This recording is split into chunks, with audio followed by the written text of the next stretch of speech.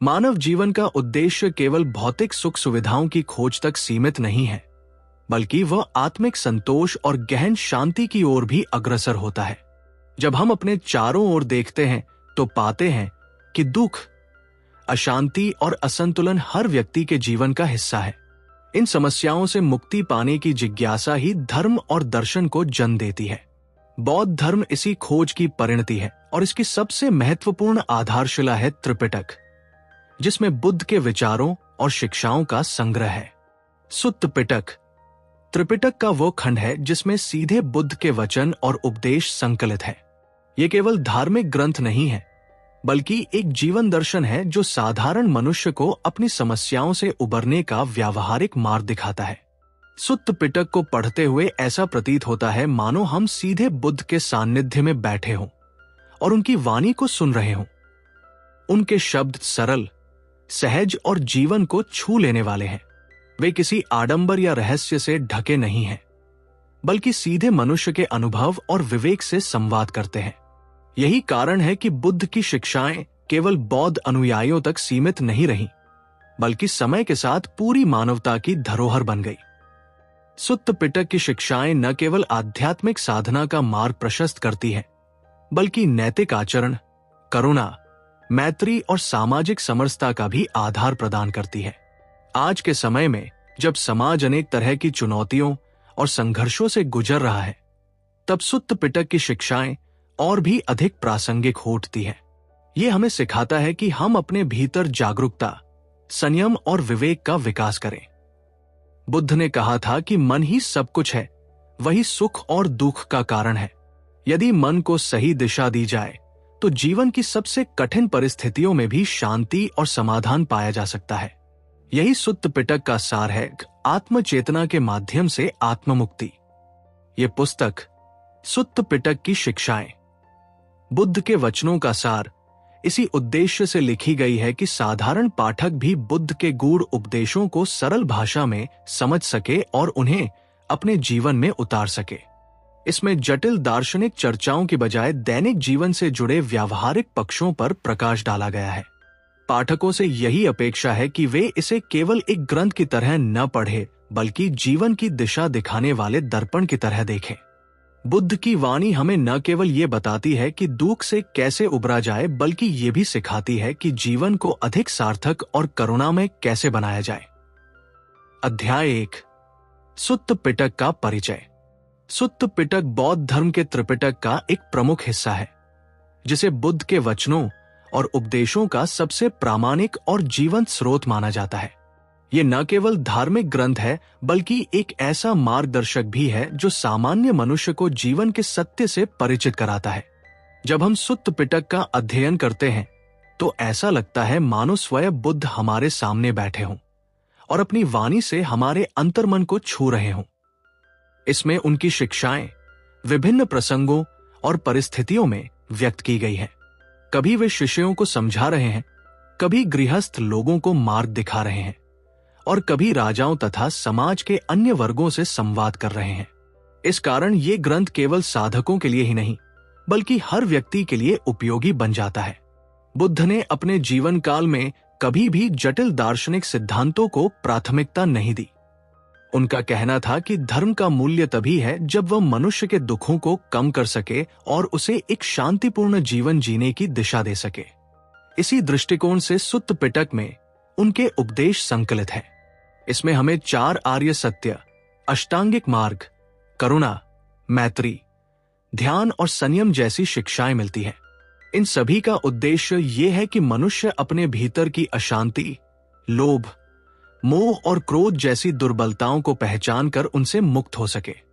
बुद्ध ने बार बार कहा कि धर्म को केवल मानना ही पर्याप्त नहीं है, बल्कि उसे अनुभव करना और व्यवहार में लाना आवश्यक है।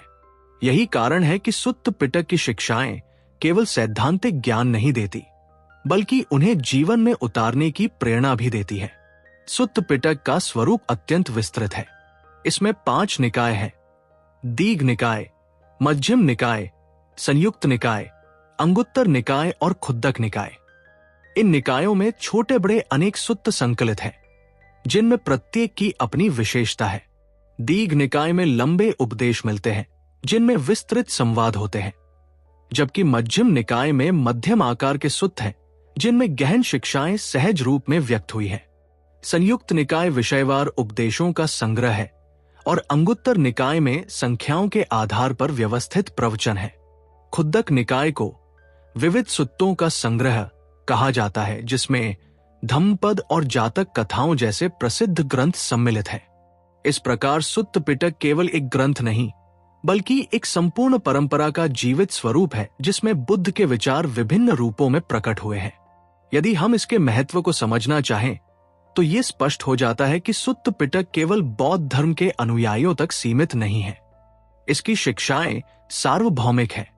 जब बुद्ध ने करुणा की बात की तो वह केवल अपने अनुयायियों के लिए नहीं थी बल्कि सभी प्राणियों के लिए थी।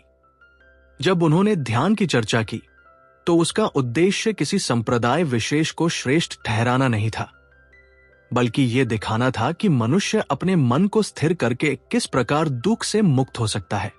सुत्त पिटक के उपदेश हमें सिखाते हैं कि हम किसी को भी शत्रु न माने, सभी के प्रति समान भाव रखें और स्वयं को समझकर दूसरों को भी समझने की कोशिश करें। यही सार्वभौमिकता इस ग्रंथ को कालातीत और आज भी प्रासंगिक बनाती है। आधुनिक जीवन की जटिलताओं में जब हम उलझते हैं तो हमें लगता है कि बुद्ध की बातें आज भी उतनी ही कारगर हैं जितनी 2500 वर्ष पहले थी। आज भी हर व्यक्ति दुख, तनाव और असंतोष से जूझ रहा है। वह चाहे किसी भी धर्म या संस्कृति का अनुयायी हो, बुद्ध की शिक्षाओं में उसे समाधान मिलता है। सुत्त पिटक ये बताता है कि सच्ची खुशी बाहरी वस्तुओं या परिस्थितियों पर निर्भर नहीं करती, बल्कि हमारे भीतर की स्थिति पर आधारित होती है। यदि मन शांत है तो बाहर की कठिनाइयां भी बड़ी नहीं लगती, और यदि मन अशांत है तो सबसे अनुकूल परिस्थितियां भी व्यर्थ प्रतीत होती हैं। ये समझ ही सुत्त पिटक की वास्तविक देन है। इस प्रकार सुत्त पिटक का परिचय हमें ये एहसास कराता है कि ये केवल धार्मिक ग्रंथ नहीं बल्कि जीवन जीने की कला है। इसमें हमें न केवल आत्मिक शांति पाने का मार्ग मिलता है बल्कि समाज को भी अधिक न्यायपूर्ण, करुणामय और संतुलित बनाने का संदेश मिलता है। यही कारण है कि यह आज भी करोड़ों लोगों के लिए प्रेरणा का स्रोत है और आने वाली पीढ़ियों के लिए भी मार्गदर्शक बना रहेगा। अध्याय 2, 4 आर्य सत्य का महत्व। बुद्ध की शिक्षाओं की आधारशिला 4 आर्य सत्य है। इन्हें समझे बिना न तो सुत्त पिटक का मर्म समझा जा सकता है और न ही बौद्ध धर्म का वास्तविक स्वरूप। 4 आर्य सत्य एक तरह से जीवन की गहनतम समस्या और उसके समाधान का वैज्ञानिक प्रतिपादन है। बुद्ध ने कहा कि जब तक मनुष्य जीवन के दुख और उसकी उत्पत्ति को नहीं समझेगा, तब तक वह उससे मुक्त नहीं हो पाएगा। इसीलिए उन्होंने सबसे पहले दुख के स्वरूप की चर्चा की और फिर क्रमवार उसका निदान बताया। इन सत्यों को आर्य इसलिए कहा गया क्योंकि ये किसी जाति या समुदाय तक सीमित नहीं बल्कि श्रेष्ठ और सार्वभौमिक सत्य है जिन्हें हर कोई अपने अनुभव से जान सकता है। पहला आर्य सत्य है दुख। बुद्ध ने कहा कि जीवन का स्वरूप ही दुखमय है। जन्म, बुढ़ापा, बीमारी और मृत्यु दुख है। प्रियजनों से बिछुड़ना दुख है। अप्रिय से मिलना दुख है। इच्छाओं की पूर्ति न होना दुख है और यहां तक कि 5 स्कंधों का होना भी दुख है। यह सुनकर लगता है कि बुद्ध ने जीवन को नकारात्मक दृष्टि से देखा, लेकिन वास्तव में ऐसा नहीं है। वे केवल ये स्वीकार कर रहे थे कि जीवन में दुख अनिवार्य है और उसे अनदेखा करके हम मुक्त नहीं हो सकते। जब हम दुख को पहचानते हैं तभी उसके समाधान की दिशा में आगे बढ़ते हैं। दूसरा आर्य सत्य है दुख का कारण। बुद्ध ने स्पष्ट कहा कि यह कारण तृष्णा है, इच्छाओं की निरंतर प्यास। जब मनुष्य किसी वस्तु, व्यक्ति या स्थिति से आसक्त होता है तो उसके भीतर लोभ, मोह और आसक्ति बढ़ती है। यह आसक्ति ही दुख का कारण बनती है। तृष्णा का स्वभाव है कि वह कभी संतुष्ट नहीं होती। एक इच्छा पूरी होती है तो दूसरी उत्पन्न हो जाती है।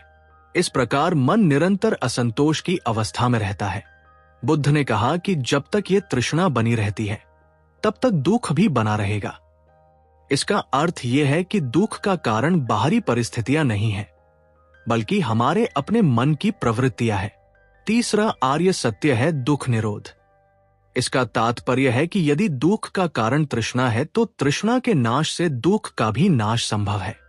यह अवस्था निर्वाण कहलाती है। निर्वाण का अर्थ है तृष्णा की ज्वाला का शांत होना। जब मनुष्य अपनी इच्छाओं, लोभ और मोह से मुक्त हो जाता है, तब उसके भीतर की अशांति समाप्त हो जाती है और वह सच्ची शांति का अनुभव करता है। यह कोई काल्पनिक या परलोक संबंधी स्थिति नहीं, बल्कि यही और अभी प्राप्त की जाने वाली अनुभूति है। बुद्ध ने स्वयं अपने जीवन में इसे अनुभव किया और फिर अपने अनुयायियों को भी यही मार्ग बताया। चौथा आर्य सत्य है दुख निरोध गामिनी प्रतिपदा, अर्थात वह मार्ग जो दुख के नाश की ओर ले जाता है। इसे अष्टांगिक मार्ग कहा गया है। इसमें सम्यक दृष्टि, सम्यक संकल्प, सम्यक वाणी, सम्यक कर्म, सम्यक आजीविका, सम्यक प्रयास, सम्यक स्मृति और सम्यक समाधि शामिल है। ये मार्ग संतुलन का मार्ग है, जिसे बुद्ध ने मध्यम मार्ग कहा। न तो अत्यधिक भोग में लिप्त होना और न ही कठोर तपस्या में पड़ जाना, बल्कि संतुलित और जागरूक जीवन जीना ही इस मार्ग का सार है। यही वह मार्ग है जो मनुष्य को दुख से मुक्त कर निर्वाण की ओर ले जाता है। 4 आर्य सत्यों का महत्व इस बात में है कि ये जीवन की समस्याओं को ईमानदारी से स्वीकार कर उनका समाधान प्रस्तुत करते हैं। इसमें न तो किसी ईश्वर या अलौकिक शक्ति पर निर्भरता है और न ही अंधविश्वास पर आधारित कोई व्यवस्था। ये केवल अनुभव और विवेक पर आधारित सत्य है। यदि मनुष्य इन्हें समझ ले और अपने जीवन में उतार ले तो वो निश्चित ही दुख से मुक्त हो सकता है। यही कारण है कि बुद्ध ने अपने उपदेशों में बार बार इन्हीं सत्यों को समझाने पर बल दिया। आज के समय में भी जब लोग मानसिक तनाव, असंतोष और असुरक्षा से घिरे हैं, 4 आर्य सत्यों का अध्ययन उन्हें नई दृष्टि देता है। ये हमें सिखाते हैं कि समस्याओं से भागना समाधान नहीं है। पहले उन्हें पहचानो, उनके कारणों को समझो और फिर सही मार्ग पर चलकर उन्हें समाप्त करो। यह दृष्टिकोण हर व्यक्ति के लिए उपयोगी है, चाहे वो किसी भी धर्म या समाज का हो। इस प्रकार 4 आर्य सत्य केवल बौद्ध धर्म की शिक्षाएं नहीं है, बल्कि मानव जीवन का सार्वभौमिक सत्य है। अध्याय 3 अष्टांगिक मार्ग की साधना। 4 आर्य सत्यों में बुद्ध ने जीवन के दुख और उसके निवारण की बात कही। जब उन्होंने ये बताया कि दुख का कारण तृष्णा है और उसका नाश संभव है, तब उन्होंने इसके निवारण के लिए जो मार्ग बताया वही अष्टांगिक मार्ग है। इसे उन्होंने मध्यम मार्ग कहा क्योंकि ये न तो भोगविलास की अति में डूबने का मार्ग है और न ही कठोर तपस्या में शरीर को पीड़ित करने का। ये जीवन जीने का संतुलित और व्यावहारिक तरीका है जो मनुष्य को आंतरिक शांति और जागरूकता की ओर ले जाता है। अष्टांगिक मार्ग वास्तव में 8 अंगों का संगठित रूप है जो परस्पर जुड़े हुए हैं और एक दूसरे को पूरक बनाते हैं। इसे साधना का ऐसा मार्ग माना जा सकता है जो केवल सन्यासियों के लिए नहीं, बल्कि प्रत्येक साधारण मनुष्य के लिए भी समान रूप से उपयोगी है।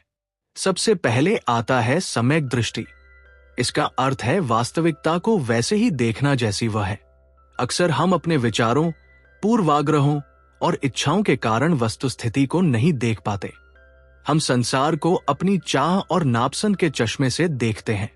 सम्यक दृष्टि का मतलब है कि हम जीवन के सत्य को, दुख को, उसके कारणों को और मुक्ति के मार्ग को स्पष्ट रूप से समझे।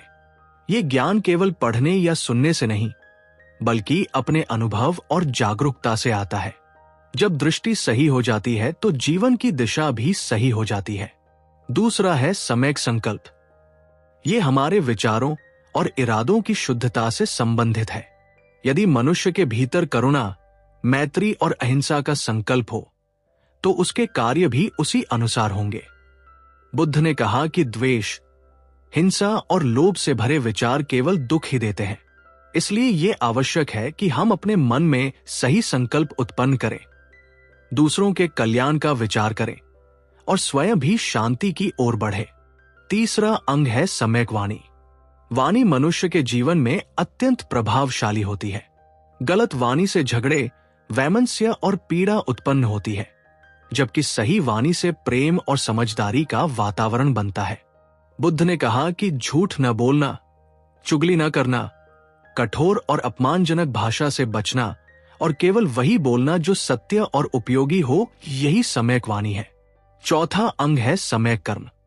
इसका आशय है कि हम अपने कार्यों को धर्म के अनुरूप करें। हत्या, चोरी, व्यभिचार और दूसरों को नुकसान पहुंचाने वाले कर्मों से बचना ही सही आचरण है। ये केवल नैतिक नियम नहीं, बल्कि सामाजिक और व्यक्तिगत जीवन को संतुलित बनाने का साधन है। पांचवा है सम्यक आजीविका। बुद्ध ने कहा कि जीविका इस प्रकार होनी चाहिए जो हिंसा, छल या शोषण पर आधारित न हो। मनुष्य को अपनी आजीविका ऐसे साधनों से कमानी चाहिए जो दूसरों के लिए भी कल्याणकारी हो।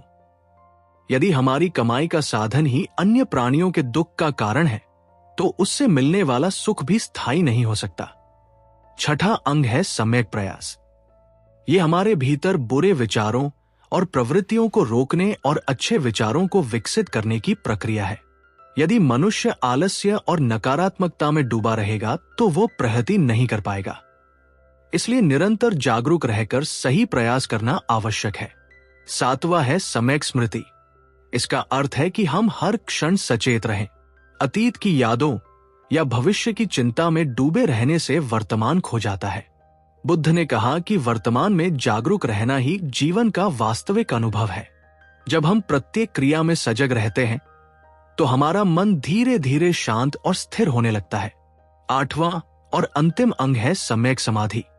यह ध्यान की उस अवस्था को दर्शाता है जिसमें मन एकाग्र होकर गहरे स्थैर्य और शांति को अनुभव करता है। जब मन बिखरा हुआ होता है तो वह दुख और अस्थिरता में रहता है, लेकिन ध्यान के अभ्यास से मन एकाग्र होकर निर्मल और शांत हो जाता है। अष्टांगिक मार्ग की साधना वास्तव में जीवन को नया आकार देती है। ये केवल धार्मिक साधना नहीं है, बल्कि जीवन जीने का व्यावहारिक तरीका है। यदि कोई गृहस्थ भी इस मार्ग को अपनाए तो उसका जीवन अधिक संतुलित, शांत और करुणामय बन सकता है। यही कारण है कि बुद्ध ने इसे सार्वभौमिक मार्ग कहा, जिसे कोई भी अपना सकता है। अध्याय 4, प्रतीत्य समुत्पाद की गहनता। बुद्ध की शिक्षाओं में प्रतीत्य समुत्पाद का सिद्धांत अत्यंत गहन और केंद्रीय स्थान रखता है। इसे समझना आसान नहीं है, लेकिन एक बार इसका अर्थ स्पष्ट हो जाए तो ये जीवन की अनेक जटिलताओं का समाधान प्रस्तुत करता है। प्रतीत्य समुत्पाद का सीधा अर्थ है, सभी वस्तुएं और घटनाएं कारण और परिस्थितियों के आधार पर उत्पन्न होती है। अर्थात संसार में कुछ भी स्वतंत्र रूप से अस्तित्व में नहीं है, सब कुछ परस्पर निर्भर है। यह दृष्टिकोण बुद्ध ने अनुभव से जाना और फिर अपने अनुयायियों को समझाया। उन्होंने कहा कि जब हम चीजों को अलग अलग और स्वतंत्र मानते हैं तभी भ्रम और दुख पैदा होते हैं, लेकिन जब हम समझते हैं कि सब कुछ कारण परिणाम की श्रृंखला में जुड़ा हुआ है, तब हमारे भीतर गहरी समझ और करुणा का विकास होता है। प्रतीत्य समुत्पाद की सबसे प्रसिद्ध व्याख्या द्वादश निदानों के रूप में मिलती है। इसमें अज्ञान से संस्कार उत्पन्न होते हैं, संस्कार से विज्ञान, विज्ञान से नामरूप, नामरूप से षडायतन, षडायतन से स्पर्श, स्पर्श से वेदना, वेदना से तृष्णा, तृष्णा से उपादान, उपादान से भव, भव से जन्म और जन्म से जरामरण की पीड़ा उत्पन्न होती है। इस प्रकार जीवन का पूरा चक्र कारण और परिणाम की श्रृंखला से संचालित होता है। बुद्ध ने कहा कि यदि हम इस चक्र को तोड़ना चाहते हैं तो हमें तृष्णा और अज्ञान की जड़ पर प्रहार करना होगा। जब अज्ञान मिटता है और तृष्णा शांत होती है, तब जन्म मरण का चक्र भी समाप्त हो जाता है और मनुष्य निर्वाण को प्राप्त करता है। यह सिद्धांत केवल दार्शनिक विचार नहीं, बल्कि जीवन का व्यावहारिक सत्य है। उदाहरण के लिए, यदि किसी व्यक्ति के भीतर लोभ है तो वह गलत कर्म करेगा। गलत कर्म से पीड़ा उत्पन्न होगी और वही पीड़ा उसके और दूसरों के जीवन को दुखी कर देगी। लेकिन यदि वह लोभ छोड़ दे तो यह पूरा चक्र बदल सकता है।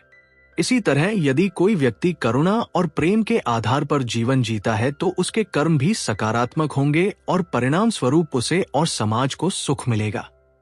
इस प्रकार प्रतीत्य समुत्पाद हमें यह सिखाता है कि जीवन का हर अनुभव कारणों पर आधारित है और हम उन कारणों को बदलकर अपने भविष्य को भी बदल सकते हैं। प्रतीत्य समुत्पाद की गहनता यह है कि यह हमें स्वतंत्र इच्छा और जिम्मेदारी दोनों का संतुलन सिखाता है। बुद्ध ने कहा कि संसार में सब कुछ कारण परिणाम से बंधा है, इसलिए भाग्यवाद की धारणा गलत है। लेकिन उन्होंने ये भी बताया कि हमारे वर्तमान कर्म ही भविष्य के कारण बनते हैं, इसलिए हम अपने जीवन को बदलने में सक्षम हैं। इस दृष्टि से ये सिद्धांत हमें न तो नियति पर निर्भर रहने देता है और न ही अहंकार में डुबोता है।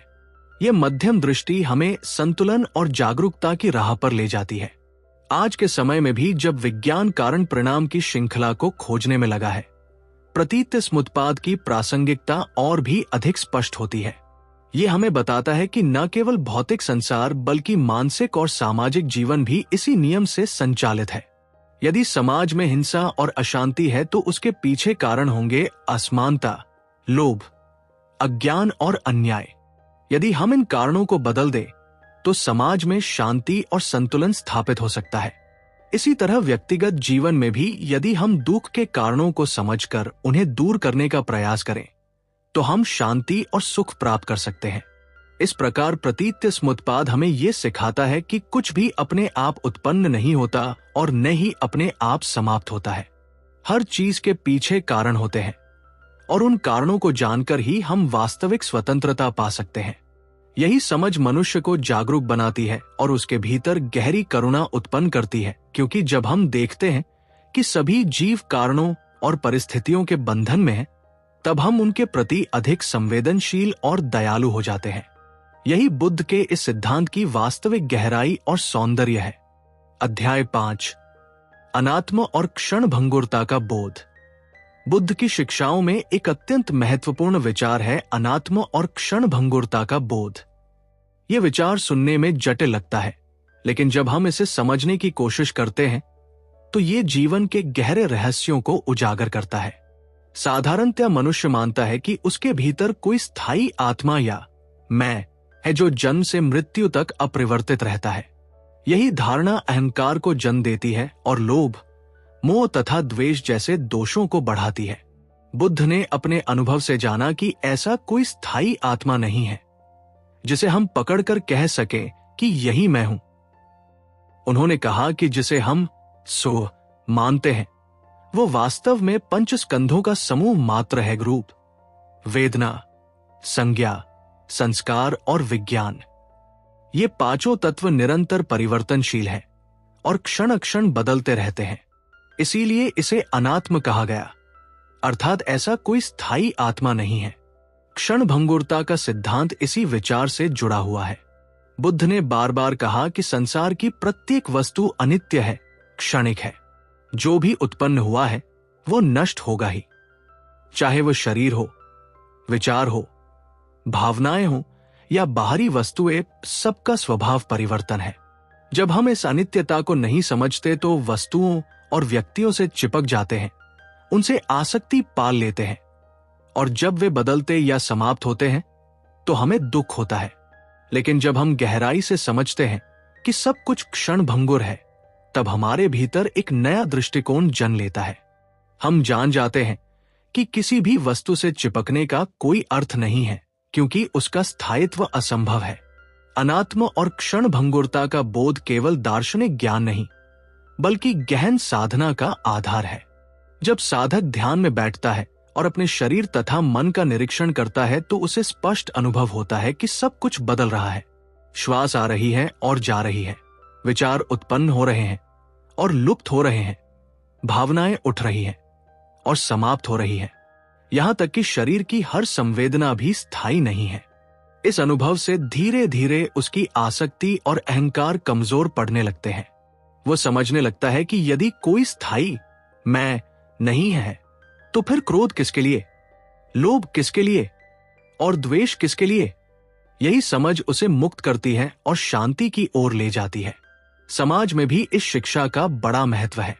जब लोग अपने अहंकार में बंधे रहते हैं तो संघर्ष और टकराव बढ़ते हैं, लेकिन यदि वे अनात्म का बोध कर ले तो उन्हें यह समझ आता है कि उनका अस्तित्व भी दूसरों पर निर्भर है और वे भी परिवर्तनशील है। इससे आपसी करुणा और सहयोग की भावना बढ़ती है। क्षण भंगुरता का बोध हमें यह भी सिखाता है कि जीवन में किसी भी परिस्थिति को स्थायी न माने। यदि दुख है तो वह भी स्थायी नहीं है और यदि सुख है तो वह भी बदलने वाला है। यही दृष्टि हमें संतुलित और धैर्यवान बनाती है। आधुनिक जीवन में ये शिक्षा अत्यंत उपयोगी है। आज लोग असुरक्षा और चिंता से ग्रसित हैं, क्योंकि वे स्थायित्व की तलाश करते हैं।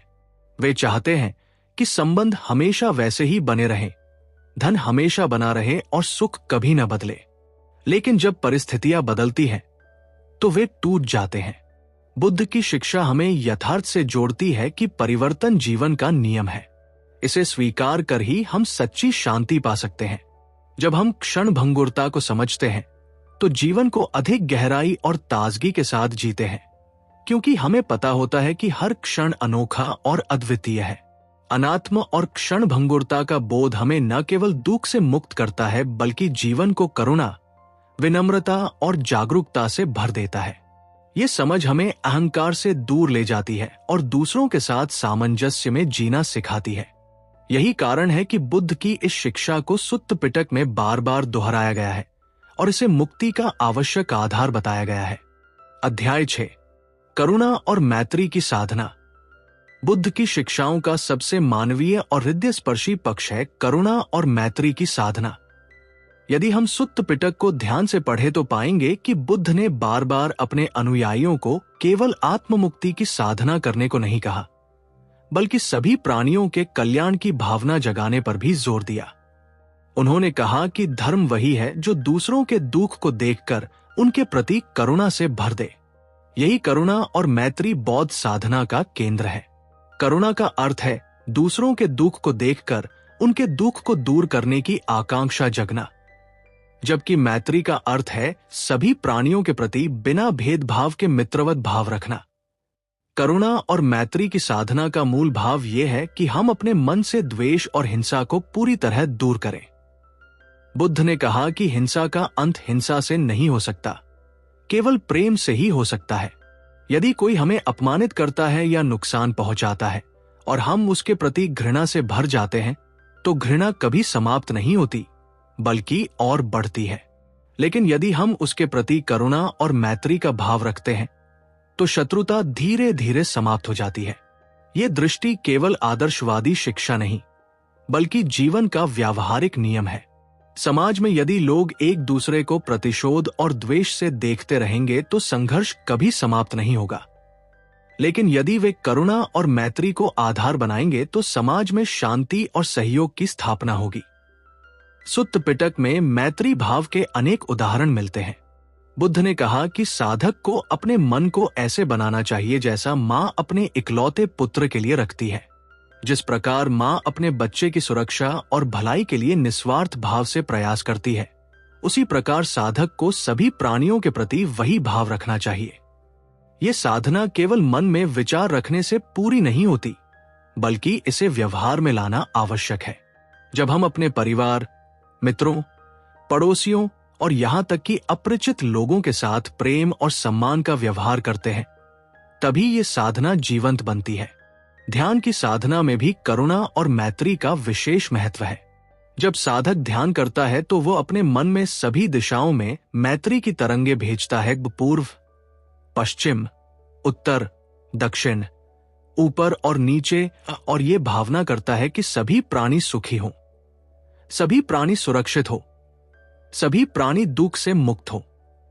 ये अभ्यास धीरे धीरे उसके मन को निर्मल और शांत करता है। उसका क्रोध, ईर्ष्या और द्वेष स्वाभाविक रूप से कम होने लगता है। ये केवल व्यक्तिगत साधना नहीं, बल्कि सामाजिक परिवर्तन की भी शक्ति है, क्योंकि जब व्यक्ति बदलता है तो परिवार बदलता है, और जब परिवार बदलते हैं तो समाज भी करुणा और मैत्री की दिशा में आगे बढ़ता है। आज के समय में जब समाज हिंसा, वैमनस्य और असहिष्णुता से घिरा हुआ है, बुद्ध की ये शिक्षा और भी अधिक प्रासंगिक हो जाती है। लोग जाति, धर्म, भाषा और क्षेत्र के आधार पर विभाजित है और आपसी संघर्ष बढ़ रहे हैं। ऐसे समय में यदि करुणा और मैत्री की साधना की जाए, तो शांति की राह संभव हो सकती है।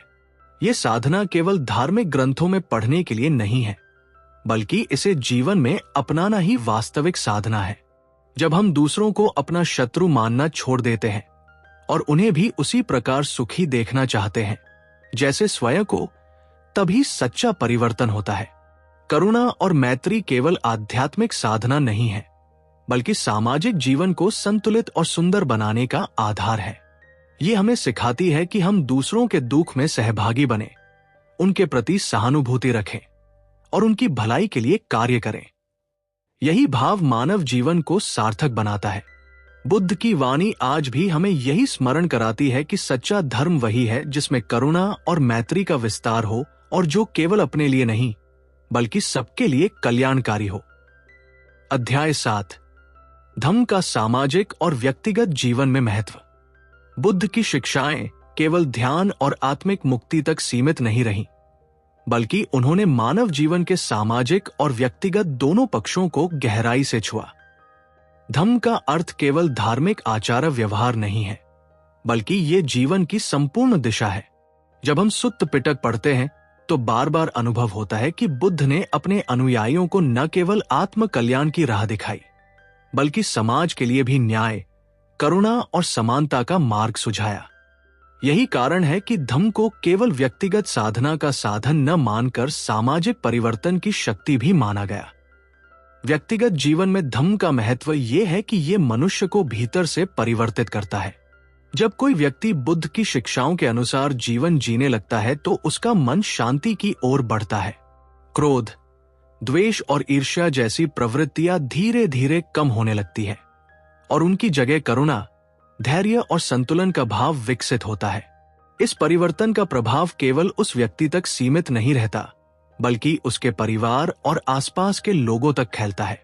यदि कोई गृहस्थ अष्टांगिक मार्ग का अभ्यास करता है, करुणा और मैत्री की भावना से जीवन जीता है और अनित्य तथा अनात्म का बोध करता है, तो उसका जीवन अधिक सरल, संतुलित और आनंदपूर्ण हो जाता है। यही व्यक्तिगत स्तर पर धम्म की देन है। सामाजिक जीवन में धम्म की भूमिका और भी व्यापक है। बुद्ध ने अपने समय में समाज में व्याप्त असमानता, जाति भेद और भेदभाव का विरोध किया। उन्होंने कहा कि मनुष्य का मूल्य उसकी जाति या जन्म से नहीं, बल्कि उसके आचरण और गुणों से होता है। इस शिक्षा ने समाज में समानता और भाईचारे का बीज बोया। सुत्त पिटक में हमें कई प्रसंग मिलते हैं जहां बुद्ध ने राजाओं, व्यापारियों, श्रमिकों और यहां तक कि अछूत माने जाने वाले लोगों तक को समान सम्मान दिया और उन्हें धम्म की शिक्षा दी। यह दृष्टिकोण उस समय के लिए क्रांतिकारी था और आज भी उतना ही प्रासंगिक है। धम्म का सामाजिक महत्व यह भी है कि यह समाज में अहिंसा और सहयोग की भावना पैदा करता है। यदि लोग करुणा और मैत्री का अभ्यास करें, यदि वे अपनी वाणी और कर्म को नियंत्रित करें, तो संघर्ष और हिंसा का स्थान सहयोग और शांति ले लेता है। जब हर व्यक्ति ये समझे कि उसका सुख दूसरों के सुख से जुड़ा है और उसका दुख दूसरों के दुख से अलग नहीं है, तब समाज में करुणामय दृष्टि विकसित होती है। यही दृष्टि एक न्यायपूर्ण और संतुलित समाज की नींव है। आधुनिक समय में जब समाज अनेक समस्याओं से जूझ रहा है, हिंसा, असमानता, भेदभाव और असहिष्णुता, बुद्ध की धम्म शिक्षा एक मार्गदर्शन प्रस्तुत करती है। यह हमें बताती है कि परिवर्तन की शुरुआत हमेशा भीतर से होती है। यदि हम अपने भीतर जागरूकता, संयम और करुणा विकसित करें, तो समाज स्वतः बदलने लगेगा। धम्म न तो किसी विशेष धर्म या संप्रदाय की बंधनकारी व्यवस्था है और न ही केवल साधुओं के लिए। ये हर व्यक्ति के लिए है, चाहे वो गृहस्थ हो या सन्यासी, शिक्षित हो या अशिक्षित, किसी भी धर्म या संस्कृति का अनुयायी हो। इस प्रकार धम्म का महत्व व्यक्तिगत और सामाजिक दोनों ही स्तरों पर है। व्यक्तिगत स्तर पर यह शांति और मुक्ति की ओर ले जाता है और सामाजिक स्तर पर यह समानता, न्याय और करुणा की स्थापना करता है। यही कारण है कि बुद्ध ने अपने अनुयायियों को केवल आत्म कल्याण में नहीं, बल्कि परकल्याण में भी संलग्न होने की प्रेरणा दी। जब समाज का हर व्यक्ति इस दृष्टि से जीवन जिएगा तो न केवल उसका अपना जीवन संतुलित और सुखी होगा, बल्कि पूरा समाज शांति और करुणा से परिपूर्ण हो जाएगा। यही धम्म की वास्तविक शक्ति और महत्व है। निष्कर्ष, बुद्ध की शिक्षाओं का सार यही है कि जीवन को समझो, दुख को पहचानो और उसे दूर करने का मार्ग खोजो। सुत्त पिटक में संकलित उनके उपदेश हमें यही सिखाते हैं कि धर्म कोई आडंबर या जटिल कर्मकांड नहीं, बल्कि एक जीवंत और व्यावहारिक पथ है। ये पथ हमें जागरूकता, करुणा और विवेक की ओर ले जाता है। जब हम 4 आर्य सत्य का चिंतन करते हैं तो जीवन की सच्चाई हमारे सामने स्पष्ट हो जाती है। जब अष्टांगिक मार्ग का अभ्यास करते हैं तो हमारे भीतर संतुलन और स्थिरता का विकास होता है। जब प्रतीत समुत्पाद को समझते हैं तो ये बोध होता है कि संसार की हर घटना कारण और परिस्थिति से जुड़ी है और इन्हीं कारणों को बदलकर हम अपने जीवन का भविष्य बदल सकते हैं।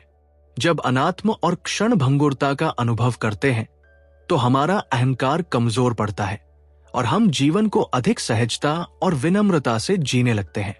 जब करुणा और मैत्री की साधना करते हैं तो हम केवल अपने लिए ही नहीं बल्कि सभी प्राणियों के कल्याण के लिए जीते हैं। और अंततः जब हम धम्म को व्यक्तिगत और सामाजिक जीवन में उतारते हैं तो शांति, समानता और न्याय की राह प्रशस्त होती है। आज के समय में जब मनुष्य असंतोष, चिंता और संघर्ष से घिरा हुआ है, बुद्ध की वाणी हमें आश्वस्त करती है कि समाधान बाहर नहीं, भीतर है। सुख की खोज बाहरी वस्तुओं में नहीं बल्कि हमारे अपने मन की शांति में है। सुत्त पिटक की शिक्षाएं कालातीत हैं क्योंकि वे किसी युग या समाज विशेष तक सीमित नहीं हैं बल्कि संपूर्ण मानवता के लिए प्रासंगिक है। यही कारण है कि बुद्ध का धम्म आज भी उतना ही जीवंत है जितना 2500 वर्ष पहले था। इस पुस्तक का उद्देश्य यही रहा है कि पाठक इन शिक्षाओं को सरल भाषा में समझे और उन्हें अपने जीवन में लागू कर सके। यदि ये ग्रंथ किसी भी पाठक के भीतर जागरूकता की एक किरण जगा सके, करुणा का एक भाव उत्पन्न कर सके या जीवन की दिशा को थोड़ा भी स्पष्ट कर सके, तो इसका प्रयोजन सफल होगा। अंततः बुद्ध का संदेश यही है कि स्वयं दीपक बनो, अपने विवेक से सत्य को पहचानो और उसी के आधार पर जीवन को सार्थक और मंगलमय बनाओ। दोस्तों, अगर आपको ये पॉडकास्ट ज्ञानवर्धक और उपयोगी लगा हो तो कृपया इस वीडियो को ज्यादा से ज्यादा शेयर करें, लाइक करें, कमेंट करें। और अगर आप पहली बार हमारे चैनल पर आए हैं तो सब्सक्राइब करना ना भूलें, क्योंकि हम आपके लिए ऐसे ज्ञानवर्धक वीडियो लाते रहते हैं। तो चलिए मिलते हैं अगले वीडियो में। आपका दिन शुभ हो।